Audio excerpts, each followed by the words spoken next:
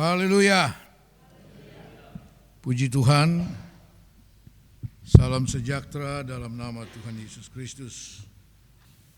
Begini firman Tuhan saya bacakan buat kita semua. Roma 5 ayat 5.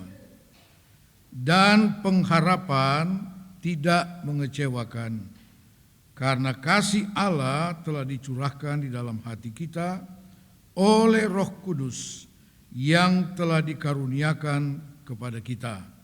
Puji Tuhan. Minggu yang lalu kita sudah belajar dari ayat yang sama, bahwa pengharapan kita di dalam Tuhan tidak mengecewakan. Nah, mengapa tidak mengecewakan? Ketika kita sungguh-sungguh mengenal Dia yang menjadi pengharapan bagi kita, yaitu Yesus Kristus. Semakin kita mengenal Dia, semakin kuat pengharapan kita di dalam Dia. Ya.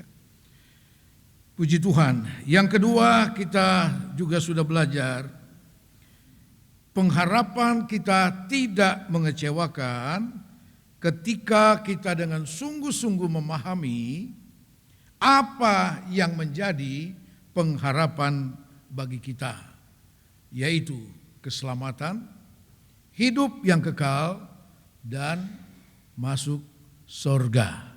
Katakan amin. Ya, puji Tuhan. Nah, pagi hari ini kita akan melihat hal yang ketiga.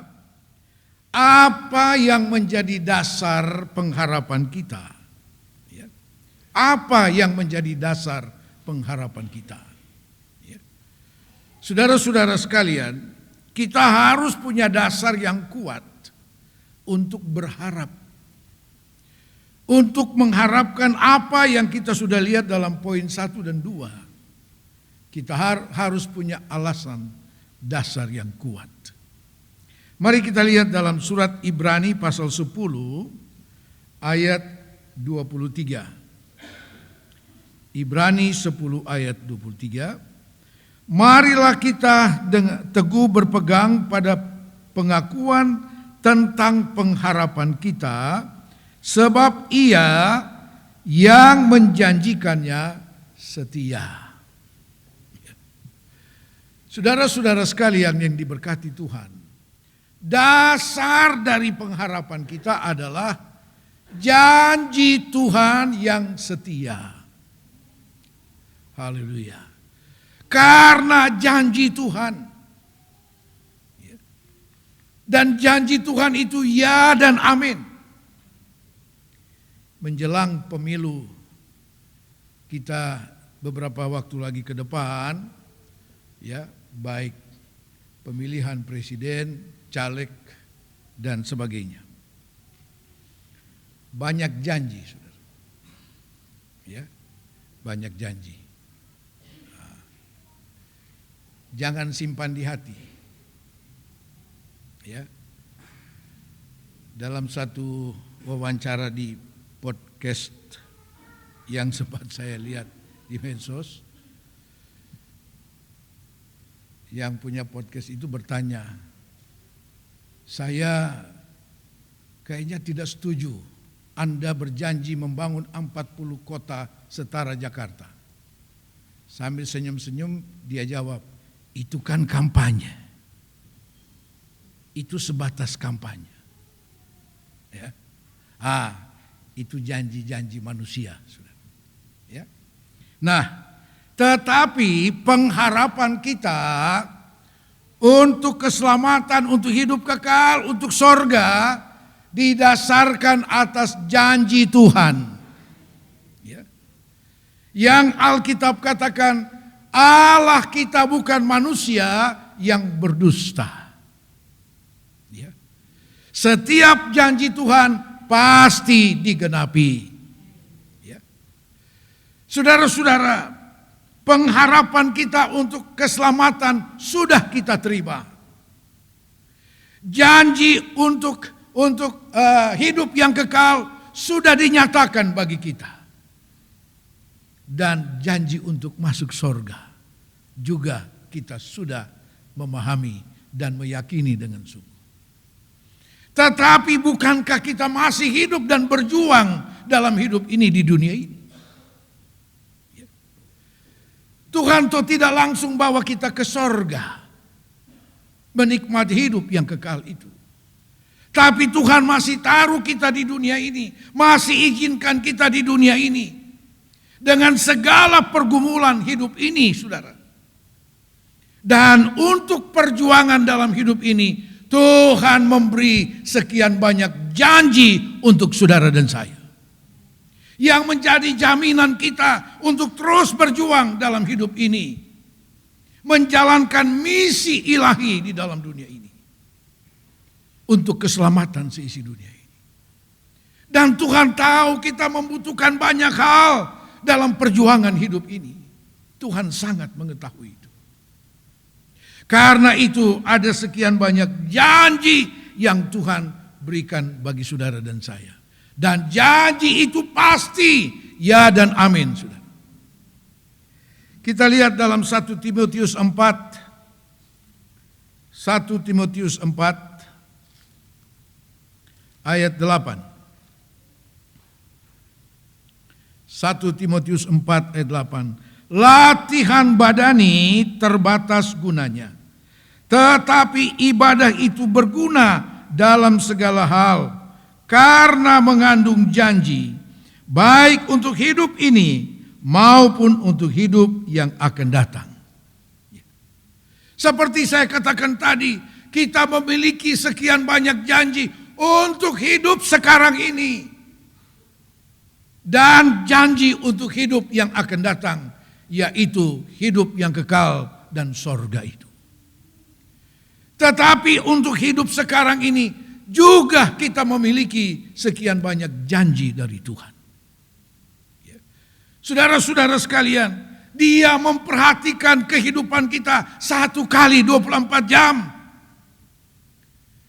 Dan Dia siap menggenapkan setiap janjinya bagi saudara dan saya.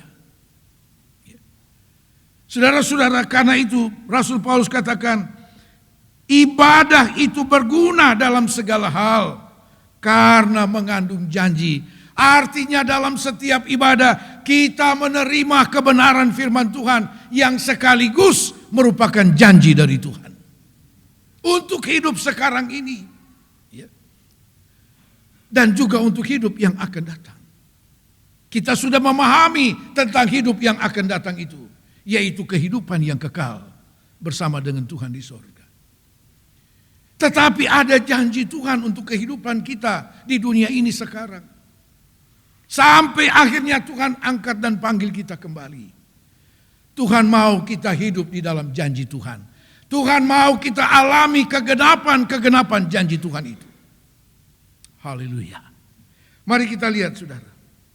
Apa janji Tuhan bagi saudara dan saya dalam perjuangan hidup ini. Yeremia pasal 29 ayat 11, ayat yang sangat akrab dengan kita. Yeremia 29 ayat 11. Sebab aku ini mengetahui rancangan-rancangan apa yang ada padaku mengenai kamu. Demikianlah firman Tuhan, yaitu rancangan damai sejahtera dan bukan rancangan kecelakaan, untuk memberikan kepadamu hari depan yang penuh harapan. Haleluya. Rancangan Tuhan merupakan janji Tuhan bagi saudara dan saya. Bukan rancangan kecelakaan, tetapi damai sejahtera dan hari depan yang penuh harapan. Hari depan yang penuh keberhasilan di dalam Tuhan. Itu janji Tuhan bagi saudara dan saya. Sementara dunia sedang kehilangan damai sejahtera karena berbagai gejolak hidup yang ada di segala bidang kehidupan manusia. Tuhan menjanjikan damai sejahtera buat saudara dan saya. Ketika Yesus setelah bangkit, Dia katakan, damai sejahteraku aku berikan kepadamu. Bukan seperti yang dunia berikan. Tetapi damai sejahteraku sendiri yang aku berikan kepadamu. Saudara-saudara sekalian. Dan apa yang direncanakan dan dijanjikan dalam Yeremia pasal 29 ini ditegaskan kembali oleh Yesus. Dan memberi contoh yang nyata bagi murid-muridnya. Dan untuk saudara dan saya sekarang ini. Damai sejahtera seperti apa yang dimiliki oleh Yesus yang dia berikan kepada murid-muridnya. Saudara-saudara, ketika mereka ada di dalam perahu menyeberang Danau Galilea, datanglah gelombang yang luar biasa. Yang belum pernah dialami oleh murid-murid yang adalah nelayan ini. Saudara, sementara mereka merasakan bahwa sebentar lagi akan tenggelam, lenyap. Tetapi Alkitab katakan Yesus tidur di buritan perahu itu. Artinya apa? Dia sama sekali tidak terganggu dengan gelombang itu. Katakan amin. Ya. Oh, dia tidak merasa itu dalam keadaan darurat. Sementara murid-murid sudah resah dan ini keadaan darurat, nyaris tenggelam. Tapi Yesus tidur di sana. Dia tidak merasa itu satu keadaan darurat. Allah kita tidak pernah ada dalam keadaan darurat. Katakan amin. Dia pencipta segalanya. Dia mengatur segala zaman. Saudara-saudara, begitu murid-murid katakan, tidakkah engkau peduli kita binasa? Dia bangun dan berkata, hei laut, diam. Selesai. Kenapa dia tidak terganggu dengan situasi yang secara manusia gawat, saudara, darurat adanya? Karena di dalam dia penuh dengan damai sejahtera dari Allah. Damai sejahtera itu membuat dia tenang menghadapi apapun. Ya. Tidak gerasa gerusu kata mereka itu. Ya. Tidak. Tenang. Karena apa? Ada damai sejahtera. Itu yang kita butuhkan dan itu janji Tuhan. Itu yang direncanakan Allah bagi saudara dan saya dalam menjalani hidup dengan penuh perjuangan ini. Ada damai sejahtera. Haleluya. Damai sejahtera seperti apa yang Yesus berikan kepada murid-murid? Saudara, ketika dia ditangkap di Taman Getsemani, yang memimpin pasukan itu adalah Yudas, yang notabene 3,5 tahun menjadi murid Yesus. Bahkan sudah diberi gelar rasul pun. Tetapi toh masih bisa mengkhianati, menjual Yesus. Dialah yang memimpin. Dia katakan, karena ini pasukan dari tentara Romawi, mereka tidak begitu kenal siapa itu Yesus. Yudas bilang, pokoknya orang yang saya cium sudah dia itu, tangkap sudah. Saudara, begitu Yudas mendekat dan mencium Yesus, dia akan katakan apa? Hai teman, dengan ciuman ini engkau menyerahkan aku. Ya. Yesus tidak marah. Ya. Sepertinya tidak ada sesuatu yang membuat Yesus harus ngamuk. Lu keterlaluan ya. Lu tidak. Dia masih bisa sebut Yudas itu, hai teman. Karena apa? Dia punya damai sejahtera. Ya. Damai sejahtera di dalam dia tidak harus membuat dia memusuhi Yudas. Tidak. Wah, kalau kena kita. Saudara, lu tunggu dulu. Karena itu, saudara, karena Tuhan tahu pergumulan hidup kita menghadapi berbagai situasi dan tantangan hidup ini. Jauh-jauh hari dia sudah merencanakan damai sejahtera buat saudara dan saya. Dan itu yang dibawa oleh Yesus ketika dia datang ke dalam dunia ini. Dia katakan damai sejahteraku yang aku berikan kepadamu. Itu rancangan, itu janji Tuhan bagi saudara saya. Nikmatilah damai sejahtera dari Tuhan, yang tidak bisa diukur dengan hal-hal materi. Berapa banyak orang Kristen kehilangan damai sejahtera waktu Natal? Karena tidak terpenuhinya kebutuhan, keinginan untuk hal jasmania. Ya. Padahal waktu Yesus lahir, bala tentara sorga memuji Allah dan berkata, damai sejahtera bagi orang yang berkenan kepadanya. Haleluya. Mari saudara kita lanjut. Rancangan yang merupakan janji Allah bagi kita adalah memberikan kepadamu hari depan yang penuh harapan. Keberhasilan. Keberhasilan. Artinya apa? Kita harus bekerja. Kita harus berusaha dalam hidup ini. Orang tidak pernah mengalami keberhasilan dari sesuatu yang tidak pernah diusahakannya, yang tidak pernah dikerjakannya. Tetapi dalam hal kita mengerjakan apa yang Tuhan percayakan kepada kita, ada janji Tuhan, Dia membuat kita berhasil. Ada harapan untuk apapun yang kita kerjakan, selama itu tidak menyimpang dari kebenaran firman Allah. Kita punya jaminan. Tetapi kadang-kadang Allah membawa kita kepada suatu situasi di mana seolah-olah janji itu seperti tidak ada gunanya. Mari kita melihat contoh firman Tuhan.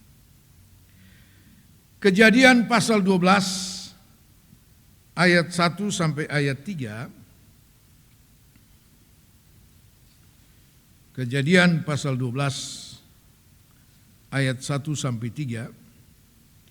Berfirmanlah Tuhan kepada Abram, pergilah dari negerimu dan dari sanak saudaramu dan dari rumah bapamu ini ke negeri yang akan kutunjukkan kepadamu. Aku akan membuat engkau menjadi bangsa yang besar dan memberkati engkau serta membuat namamu masyhur, dan engkau akan menjadi berkat.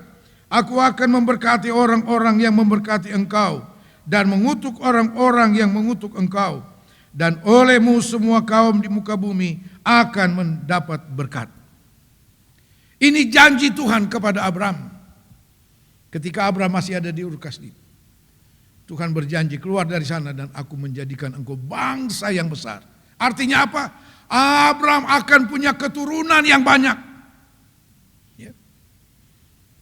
Dan dari keturunan itu Allah katakan semua bangsa di bumi akan diberkati.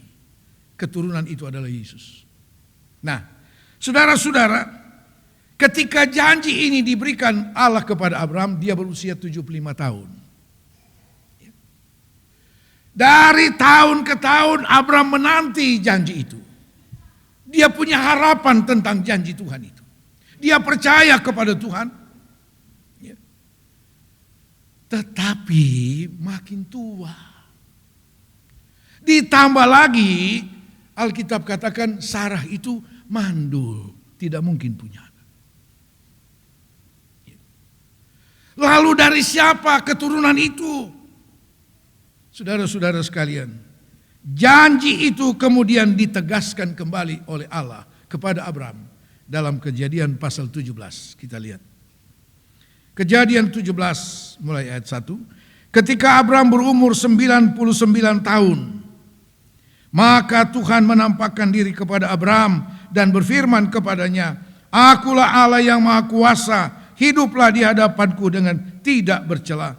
Aku akan mengadakan perjanjian antara aku dengan engkau, dan aku akan membuat engkau sangat banyak.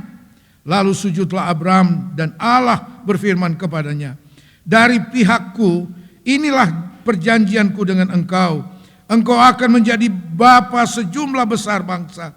Karena itu namamu bukan lagi Abram, melainkan Abraham. Karena engkau telah kutetapkan menjadi bapa sejumlah besar bangsa. Aku akan membuat engkau beranak cucu sangat banyak. Engkau akan kubuat menjadi bangsa-bangsa dan daripadamu akan berasal raja-raja. Aku akan mengadakan perjanjian antara aku dan engkau serta keturunanmu turun-temurun menjadi perjanjian yang kekal, supaya aku menjadi Allahmu dan Allah keturunanmu. Kurang lebih 25 tahun Abram menanti janji Tuhan dengan tetap berharap kepada Tuhan. Ya. Apa yang dikatakan dalam surat Roma pasal yang keempat tentang janji Tuhan kepada Abram. Ya. Kita lihat dalam Roma pasal 4 ayat 18. Sebab sekalipun tidak ada dasar untuk berharap, namun Abraham berharap juga dan percaya bahwa ia akan menjadi bapa banyak bangsa menurut yang telah difirmankan, demikianlah banyaknya nanti keturunanmu. Secara manusia dikatakan tidak ada dasar lagi untuk Abraham berharap. Karena apa? Secara manusia sudah tua. Alkitab bilang sudah mati pucuk. Ya. Tambahan lagi Sarah itu sudah tua dan mandul. Waduh. Jadi secara manusia tidak ada dasar untuk berharap bahwa janji itu akan digenapkan. Tapi sekali lagi Allah tidak mungkin berdusta. Bagi Tuhan tidak ada perkara yang mustahil. Sampai saudara dalam menanti ini, Abraham sempat mendahului janji Tuhan dengan mengambil Hagar atas persetujuan Sarah supaya mereka dapat keturunan. Artinya mereka coba membantu Tuhan. Sehingga ketika Ismail lahir, Abraham bilang, Tuhan, tidak usah repot lagi, kan sudah ada Ismail. Saudara, dalam perjalanan kita 2024 ini, mungkin saudara akan dibawa pada situasi seperti itu. Sepertinya janji Tuhan seperti tidak ada artinya. Ya. Sepertinya tidak bisa lagi harap janji Tuhan itu. Setelah melihat kenyataan, bukannya makin diberkati, makin merosot. Sepertinya tidak ada jalan lain, semua jalan buntu adanya. Di mana janji Tuhan itu? Tapi Alkitab katakan Abraham berharap juga. Dia percaya kepada janji Tuhan. Saudara-saudara, dasar dari pengharapan kita adalah janji Tuhan. Yang berjanji itu bukan capres dan cawapres, bukan caleg. Allah yang menciptakan langit dan bumi dan segala isinya, yang sangat patut dipercayai. Karena itu Kejadian 17 Allah datang kembali menegaskan kepada Abraham tentang janji Tuhan, bahwa dia akan memperoleh keturunan yang banyak, menjadi bapa dari banyak bangsa. Ketika itu umur Abraham 99 tahun. Haleluya. Haleluya. Tuhan meneguhkan janjinya kepada Abraham. Karena itu kepentingan kita untuk selalu ada dalam ibadah, mendengarkan firman Tuhan, untuk kembali kita diteguhkan oleh firman Allah. Supaya janji Tuhan itu kembali diteguhkan sesuai 1 Timotius 4 ayat 8. Ibadah itu berguna dalam banyak hal, karena di sana ada janji Tuhan. Ya. Melalui firman Tuhan.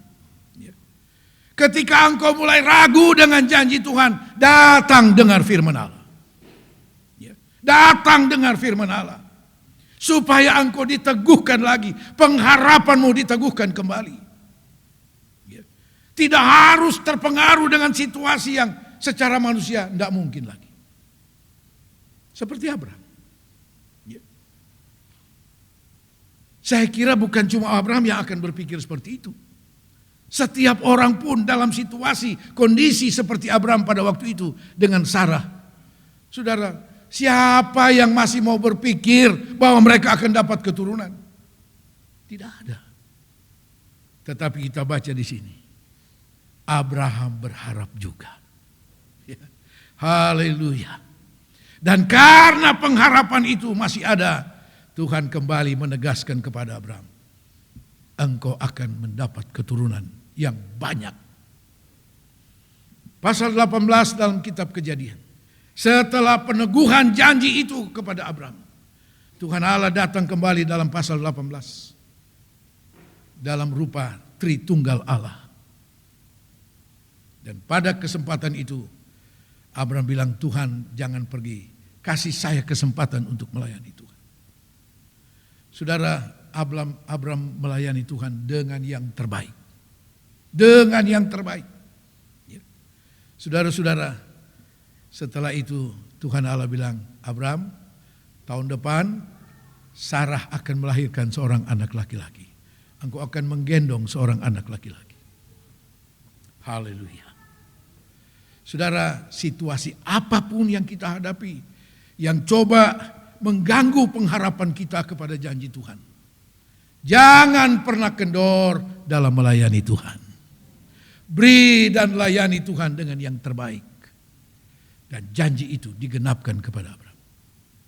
Tuhan tidak pernah berdusta. Janji Tuhan ya dan amin, saudara. Walaupun engkau nanti mungkin dalam perjalanan 2024 ini akan berada pada situasi seperti yang dialami oleh Abraham, tetap berharap kepada Tuhan. Jangan kendorkan pelayananmu kepada Tuhan. Seperti contoh dalam Lukas pasal 1, di mana ada sepasang suami istri, Sakaria dan Elisabet, yang sudah tua dalam pelayanan. Mereka termasuk golongan imam. Tetapi Alkitab katakan mereka ada masalah. Mereka tidak punya anak. Walaupun mereka sudah berdoa sekian lama, tapi sampai pada batas tertentu, saya pikir mereka tidak berdoa lagi untuk dapat keturunan. Karena Alkitab katakan mereka sudah tua. Elisabet mandul. Tetapi itu tidak mengendorkan semangat mereka untuk tetap melayani Tuhan. Alkitab katakan ketika tiba giliran daripada Sakaria untuk masuk dalam bait Allah untuk melayani, dia tetap lakukan itu. Dengan dorongan sang istri. Dengan penuh tanggung jawab untuk tetap melayani Tuhan. Istri tidak bilang, lu repot-repot terlalu . Buktinya Tuhan tidak jawab doa kita. Tuhan lupa kita. Mau melayani bikin apa? Oh, Elisabet tidak seperti itu. Elisabet tidak seperti istri Ayub. Oh, dia mendorong suaminya untuk tetap melayani. Dalam pelayanan di dalam bait Allah itu, malaikat Tuhan datang. Hei Sakaria, jangan takut. Doamu sudah didengar dan dijawab Tuhan. Bingung Sakaria. Doa yang mana? Dia saja sudah lupa itu doa mengenai keturunan. Ya. Elisabet akan mengandung dan engkau akan memperoleh anak laki-laki. Saking kagetnya saudara sampai jadi bisu. Sampai jadi bisu itu Sakaria. Ingat, dalam kita melayani Tuhan, di sana ada jawaban janji Tuhan. Ya. Ada jawaban janji Tuhan. Ya.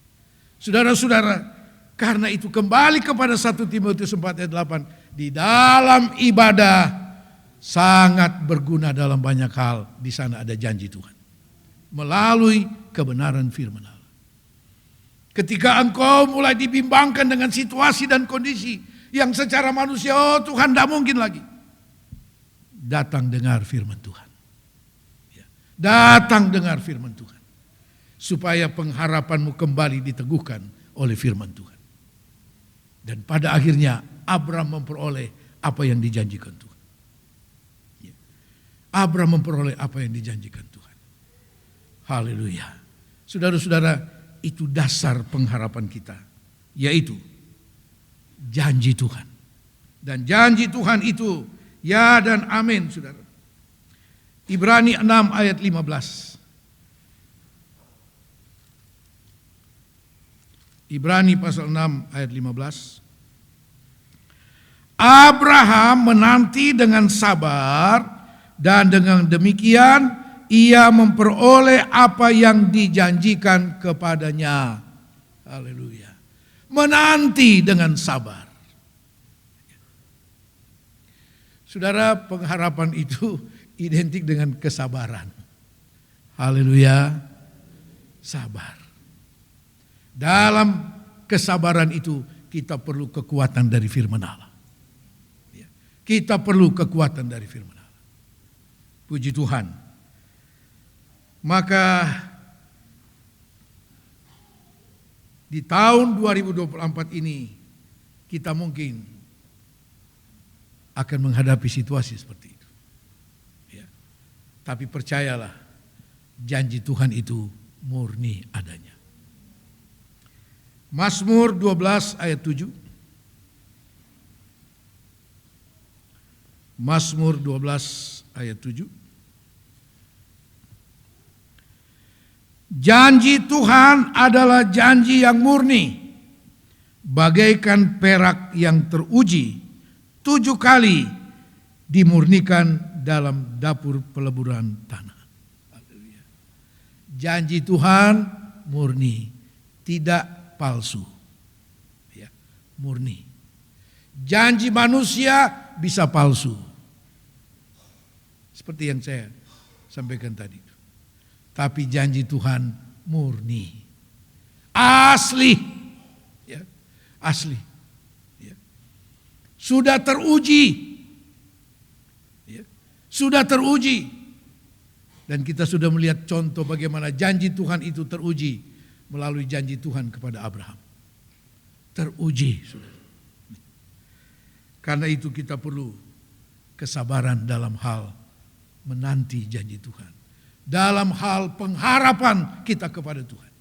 Kita punya dasar yang kuat, yaitu janji Yesus Kristus, ya dan amin. Katakan amin. Tuhan Yesus memberkati. Kita bangkit berdiri. Haleluya. Hatiku tetap teguh dan berharap padamu, sekalipun tak ada dasar untukku berharap,